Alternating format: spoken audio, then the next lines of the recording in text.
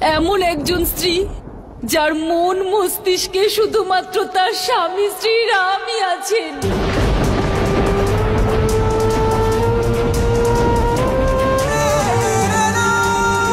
এই সংসারে ওনার স্থান কখনো কেউ নিতে পারবে না। ওনার প্রতি আমার প্রেম ছিল, আছে আর অনন্তকাল অবধি থাকবে।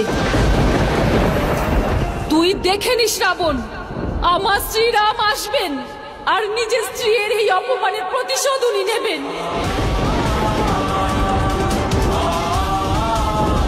যে মুহূর্তে তুই আমাকে হরণ করার ষড়যন্ত্র করেছিলিস, সেই মুহূর্ত থেকে তোর বিনাশ আরম্ভ হয়ে গেছে। তোকে আমার স্বামী আর আমার সম্পূর্ণ পরিবারের অপমানের শাস্তি তোকে পেতে হবে রাবণ। তোর পতনের শঙ্খনাদ বেজে গেছে, আর এই সমগ্র সংসার তোকে ধরাশায়ী হতে আর তোর সংহার হতে দেখবে। তোর বিনাশ রাবণ সমগ্র মানব জাতির কাছে একটা উদাহরণ হবে যে কোনো ব্যক্তি যতই জ্ঞানের অধিকারী, যতই শক্তিশালী আর যতই ধনবান হোক না কেন, কিন্তু যদি সে এই সংসারের কোনো স্ত্রীকে অপমান করে থাকে তাহলে তার বিনাশ নিশ্চিত।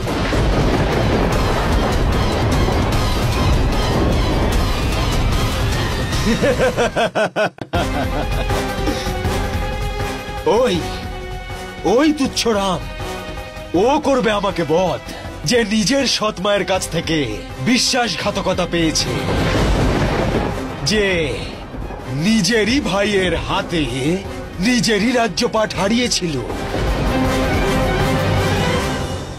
যে নিজের স্ত্রীকে সাংসারিক সুখ দিতে পারেনি, যে তাকে উপযুক্ত বাসস্থান আর সংরক্ষণ করতে পারেনি, যে এমন সুন্দর স্ত্রীকে বনবাসের কঠোর যন্ত্রণা দিচ্ছে, সেই রাম আমার পতনের কারণ হয়ে উঠবে। জানিস, আমার স্বয়ম্বরে আসার সমস্ত বীরের মধ্যে কেবল শ্রীরামই কেন শিবধনুক তুলতে পেরেছিলেন? কারণ ওনার চরিত্র নিঃস্বার্থ, নিষ্পাপ।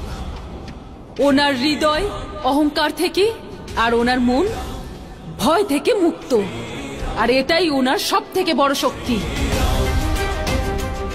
এই শক্তির কারণে সর্বদা উনি ন্যায় আর সত্যের সঙ্গ দিয়েছেন, ধর্মের স্থাপন করেছেন। আর উনি যখন এই শক্তি তোর সংহারের জন্য ব্যবহার করবেন, তখন তুই বুঝতে পারবি রাবণ। হ্যাঁ, ঠিক তখনই তুই বুঝতে পারবি তোর এই অহংকারে ভরা মস্তককে আমার শ্রীরামের সততা আর তার উচ্চ ব্যক্তিত্বের সামনে নত হতেই হবে। আর সেটা আমার পিতার রাজ্যই হোক বা তোর লঙ্কার রণভূমি, তোকে আমার শ্রীরামের কাছে নতমস্তক হতেই হবে। হ্যাঁ রাবণ, তোর বিনাশ নিশ্চিত, কেননা নিয়তি তোর বিনাশের জন্যে শ্রীরামকে বেঁচেছেন।